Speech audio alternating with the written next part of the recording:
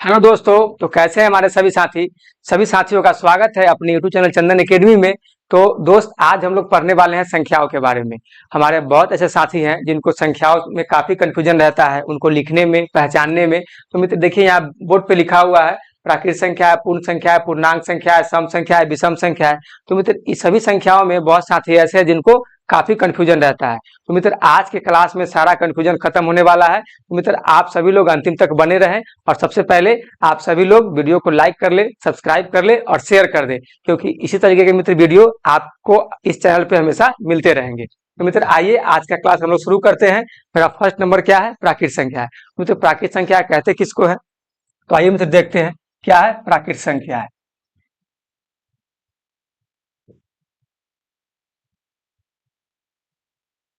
प्राकृत संख्या को मित्र इंग्लिश में क्या कहते हैं?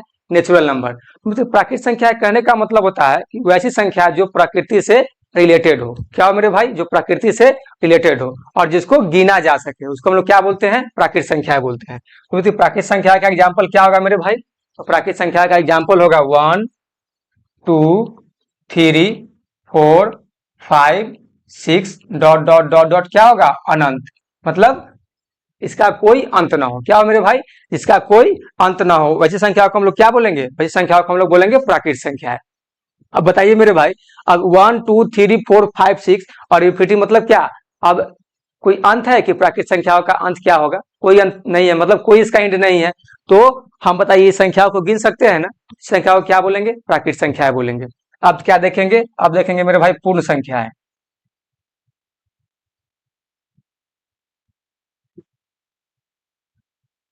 अब देखिए पूर्ण संख्या क्या है। आपको मित्र ये संख्या जो लिखा गया है प्राकृत संख्या, इसमें कुछ आपको मिसिंग दिख रहा है? ऐसा कोई लग रहा है कि ऐसी कोई संख्या जो शामिल नहीं है? तो मित्र देखिए इसमें जीरो शामिल नहीं है, तो जीरो ले लेंगे तो क्या हो जाएगा? ये पूर्ण संख्या हो जाएगा। तो 0 1 2 3 4 5 6 डॉट डॉट डॉट, इसमें भी क्या हो जाएगा? इन्फिनिटिव हो जाएगा, मतलब अनंत तक। ये भी संख्या क्या आ जाएगी? अनंत तक जाएगी। तो मित्र मेरा आपसे एक सवाल है कि मान लीजिए सभी प्राकृत संख्याएं क्या पूर्ण संख्याएं हो सकती है? मित्र बेशक हो सकती है। सभी प्राकृत संख्याएं क्या पूर्ण संख्याएं हो सकती है? तो हो सकती है। देखिए 1 2 3 4 5 6 और क्या है? अनंत तक है ना? और मान लीजिए कि अगर यही क्वेश्चन आपसे पूछा जाए कि सभी पूर्ण संख्याएं प्राकृत संख्याएं होगी, तो नहीं होगी। क्यों नहीं होगी? क्योंकि प्राकृत संख्याएं में जीरो नहीं है। तो उम्मीद करते हैं कि हमारे सभी साथी को ये दोनों संख्या समझ में आ गई होंगी। देखिए मेरे भाई, अब हम लोग क्या देखेंगे? अब हम लोग देखेंगे पूर्णांक संख्या है। तो पूर्णांक संख्या क्या होती है? देखिए पूर्णांक संख्या है, पूर्णांक संख्या है। तो मित्र पूर्णांक संख्या हम लोग वैसी संख्या को बोलते हैं जिसमें निगेटिव नंबर और पॉजिटिव नंबर दोनों शामिल हो, मतलब नकारात्मक संख्या है और सकारात्मक संख्या दोनों शामिल हो। तो अब नकारात्मक संख्या कैसी होती है, सकारात्मक संख्या कैसी होती है? तो मित्र आइए देखते हैं। तो सबसे पहले क्या लेंगे मेरे भाई? यहाँ पे ले लेंगे जीरो। तो मित्र जीरो के इस तरफ क्या होता है? Positive number. क्या होता है मेरे भाई? Positive number. तो हम लोग आइए यहाँ पे लिख लेते हैं। तो 0 1 2 3 डॉट डॉट डॉट क्या होगा? इसमें भी होगा मेरे भाई इन्फिनिटी, मतलब अनंत तक जाएगा। फिर जीरो के इस तरफ क्या होगा? इधर होगा निगेटिव नंबर। क्या होगा मेरे भाई? -1 -2 -3 और डॉट डॉट डॉट क्या होगा? इन्फिनिटी होगा। क्या होगा मेरे भाई? इन्फिनिटी होगा। अब बताइए पूर्णांक संख्या में अब सब कोई भी साथी को कंफ्यूजन है? बोलिए मेरे भाई, पूर्णांक संख्या समझने में हमारे कोई भी भाई को कोई कंफ्यूजन है? कोई कंफ्यूजन नहीं है। तो मित्र मान लीजिए कि इसी में अगर आपसे प्रश्न पूछा जाए कि सभी प्राकृत संख्याएं, मित्र सभी प्राकृत संख्याएं क्या पूर्णांक संख्या होगी? तो मित्र बेशक होगी। देखिए यहाँ पे है ना जी, क्या यहाँ पे है ना, प्राकृत संख्या में क्या है? 1 से शुरू होता है। यहाँ पे है ना 1 2 3 और रिपीटिव है। तो क्या होगा? ये सभी प्राकृत संख्याएं पूर्णांक संख्याएं हो जाएगी। मित्र अगर यही क्वेश्चन पूछा जाए कि सभी पूर्णांक संख्याएं क्या प्राकृत संख्या होगी? तो नहीं होगी। क्यों? इसमें जीरो भी नहीं है और माइनस वाला भी नहीं है, तो कभी नहीं होगी। फिर अगर यही पूछा जाए मित्र की सभी पूर्ण संख्याएं क्या पूर्णांक संख्याएं होगी? तो मित्र बेशक होगी, क्योंकि देखिए यहाँ भी जीरो है और जीरो से शुरू क्या है? अनंत तक है। तो ये क्या हो जाएगा? सभी पूर्ण संख्याएं पूर्णांक संख्या हो जाएगी। अगर मित्र आपसे क्वेश्चन पूछा जाए कि सभी पूर्णांक संख्याएं पूर्ण संख्याएं होगी, तो कभी नहीं होगी। तो उम्मीद है कि हमारे सभी साथी को यहाँ तक समझ में आ गया होगा। तो मित्र हम लोग अब क्या देखेंगे? हम लोग देखेंगे सम संख्या है। हम लोग देखेंगे मित्र सम संख्या।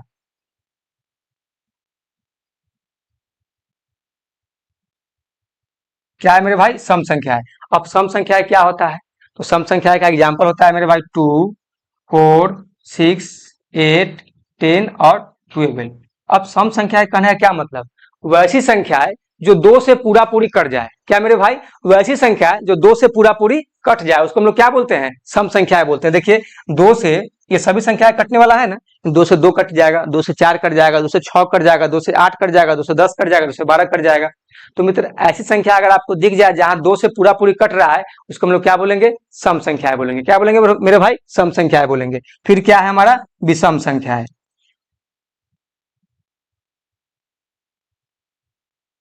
क्या है मेरे भाई? विषम संख्या है। तो विषम संख्या क्या होती है? तो विषम संख्या का एग्जांपल ले लेते हैं।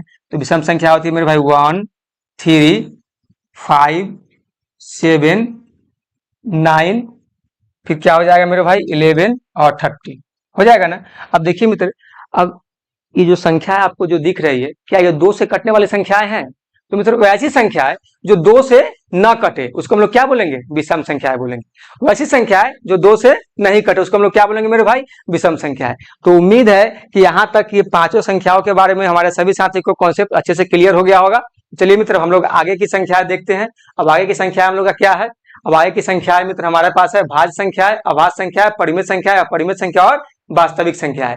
तो मित्र आइए सबसे पहले हम लोग अब देखते हैं अभाज्य संख्या है, फिर हम लोग समझेंगे भाज्य संख्या है। ठीक है,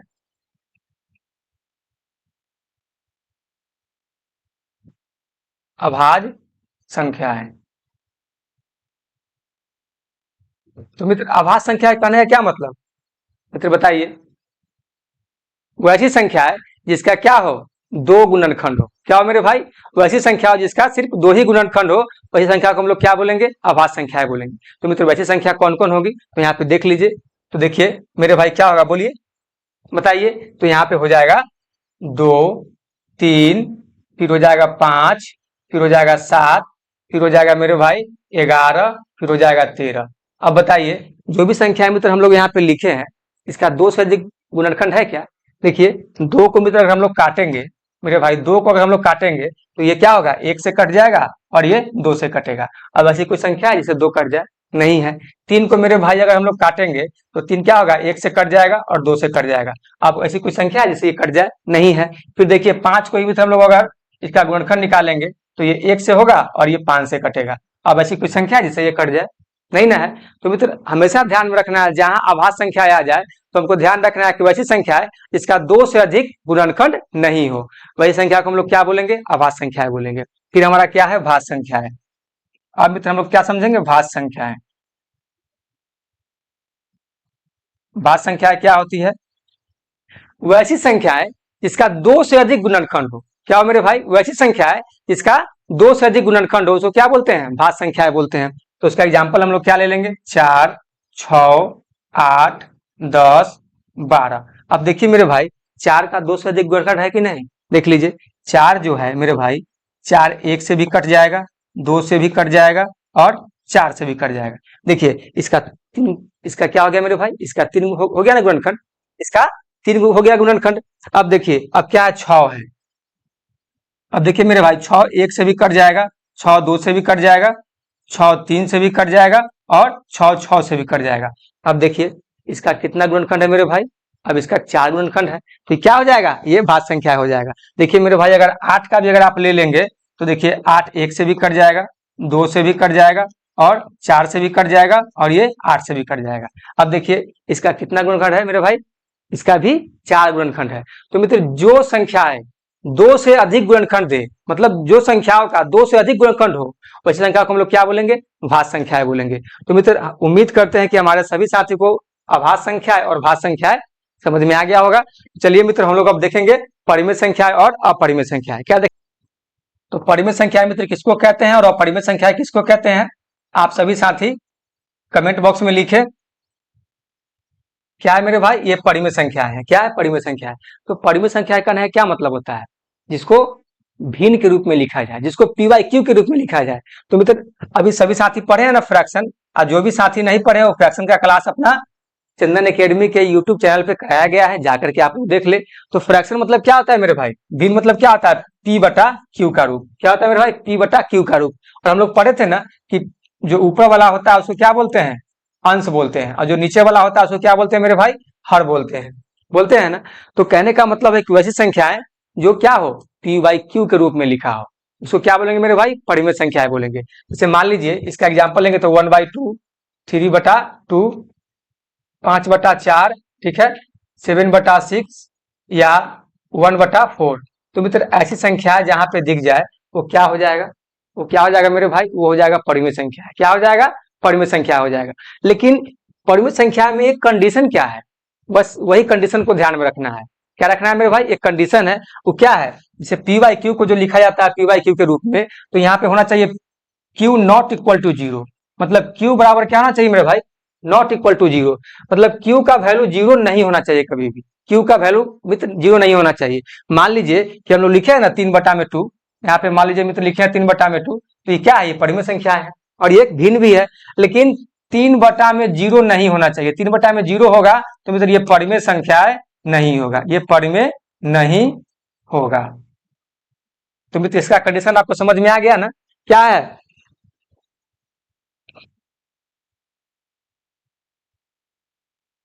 q not equal to zero. तो मित्र अब सभी साथियों को समझ में आ गया होगा कि परिमेय संख्या का क्या कंडीशन है, कि जो भी आपको भिन्न में दिखे बस ध्यान रखना है कि नीचे वाली संख्या जीरो नहीं होना चाहिए, जीरो होगा तो वो फिर परिमेय नहीं होगा। तो मित्र हम लोग अब आइए अपरिमेय संख्या को देखते हैं। अपरिमेय संख्या किसको बोलते हैं,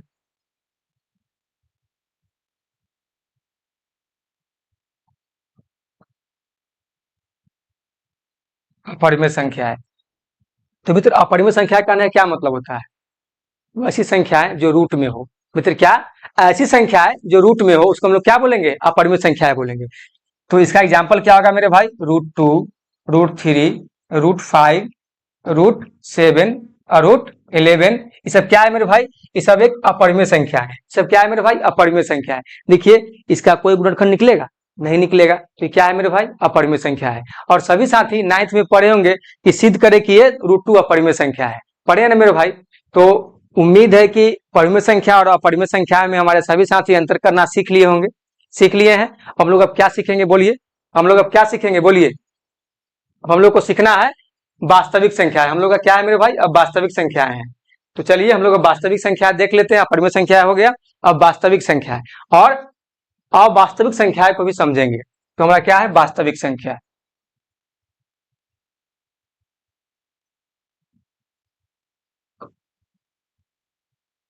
मित्र वास्तविक संख्या कहने का क्या मतलब होता है बताइए, रियल नंबर कहने का क्या मतलब होता है। वास्तविक संख्या को इंग्लिश में क्या बोलते हैं मेरे भाई, रियल नंबर बोलते हैं। तो वास्तविक संख्या कहने का मतलब होता है वैसी संख्या जो वास्तव में हम लोग गणित में यूज करते हैं, जो मतलब क्या, जो रियल में संख्या है हम लोग जो गणित में यूज करते हैं, जो गणित में एग्जिस्ट करता हो, उसको हम लोग क्या बोलते हैं, वास्तविक संख्या बोलते हैं। तो मित्र वास्तविक संख्या में ना परिमेय संख्या हो, अपरिमेय संख्या हो, निगेटिव नंबर हो या पॉजिटिव नंबर हो, ये सभी संख्या शामिल होती है। मान लीजिए मित्र कि हम लोग यहाँ पे लिख दिए -1, -2, 7, √2, फिर 5/4, 3.4, ये सब क्या है मित्र, ये सभी क्या है, ये सभी वास्तविक संख्या है। क्या है मेरे भाई, ये सभी वास्तविक संख्या है। तो वास्तविक संख्या कहने का हमारे सभी साथी समझ गए होंगे कि वैसी संख्या है जो गणित में एग्जिस्ट करता हो उसको हम लोग क्या बोलते हैं, वास्तविक संख्या बोलते हैं। समझ में आ गया मेरे भाई। अब अवास्तविक संख्या क्या होगा, अवास्तविक संख्या है,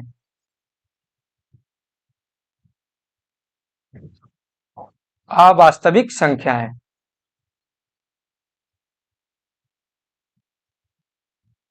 अवास्तविक संख्या है क्या मतलब है मेरे भाई, तो जो संख्या रूट में हो और माइनस में हो, जो संख्या रूट में हो और माइनस में हो उसको हम लोग क्या बोलते हैं, अवास्तविक संख्या है, जिसका कोई यूज गणित में नहीं होता है। देखिए -√2, -√3, -√5, -√7, बताइए मेरे भाई ऐसी संख्याएं का कोई गणित में यूज होता है, ऐसी संख्या का गणित में कोई यूज नहीं होता है, मतलब ये गणित में एग्जिस्ट नहीं करता है। तो हम लोग उसको क्या बोलते हैं, अवास्तविक संख्या है। क्या बोलेंगे मेरे भाई, अवास्तविक संख्या है।